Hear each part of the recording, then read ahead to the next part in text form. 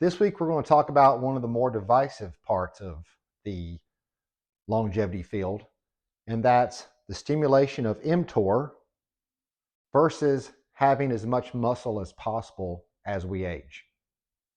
So welcome back to Stop the Clock with Brad. Thanks for tuning in. If you haven't subscribed yet, I'd love for you to do so. And if you enjoyed the episode, please give it a thumbs up. So what is mTOR? mTOR is one of the three big sirtuin pathways that influence how much we age or don't age. It is stimulated by meat.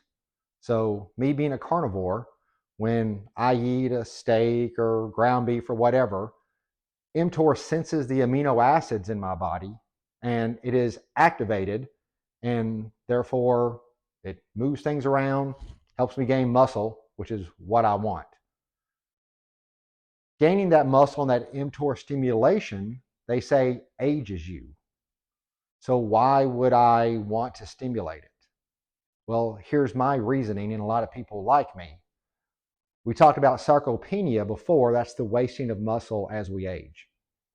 One thing I'd like to point out is, so I'm 50, my generation, Gen X, we're really the first generation that we've grown up with gyms in our towns since around age 18. Before that, a smaller town wouldn't have a gym. Even a medium-sized town might not have a gym. But now most all of them do. So we've had the ability to do resistance training really since we were teenagers. We're the first generation to do so.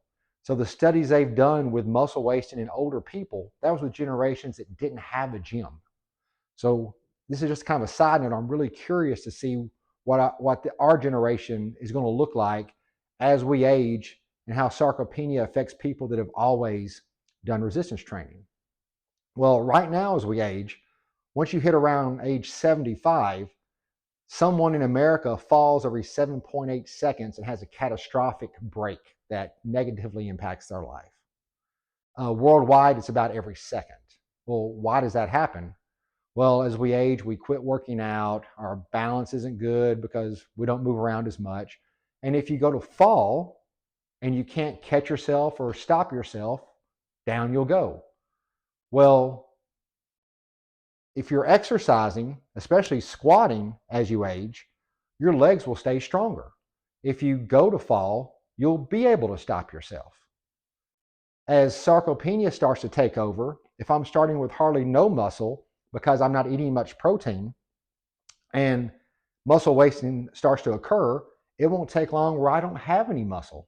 Now here I am, I'm wanting to live a long time, but why would I want to live to 120 if I break my hip when I'm 80 and I have to be in a wheelchair for 40 years?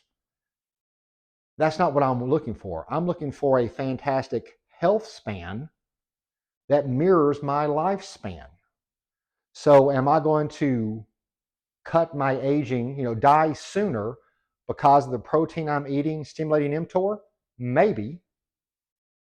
But will I be healthier as I age because I'm lifting weights and eating that protein? Absolutely.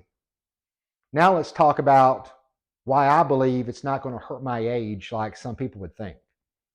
So because I intermittent fast, I'm not eating at 8 o'clock, more food at 10, more food at 12, all day long like we've talked about.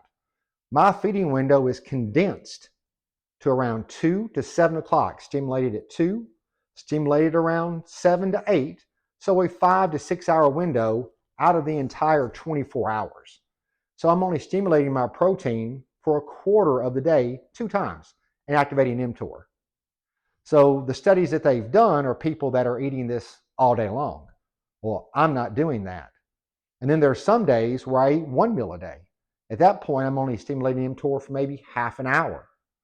So if I look at the trade-off, okay, I'm stimulating mTOR more than a vegetarian, but then I've got this strength, I have this muscle that's going to greatly benefit me as I age. Well, which one is better? I believe it's the one that I've chosen. I'll still be able to have a long life because I'm not stimulating mTOR multiple times a day, but I am getting the necessary protein that I need to support my muscle, support continuing to be strong as I age. That's going to benefit me as I age. Because remember, like I said, we're wanting to marry up our health span with our lifespan. We don't want our lifespan to be out here and our health span stop here. So that's what I wanted to talk about this week. The fact that I believe, and a lot of people do, that it's worth stimulating that mTOR to have that muscle as we age.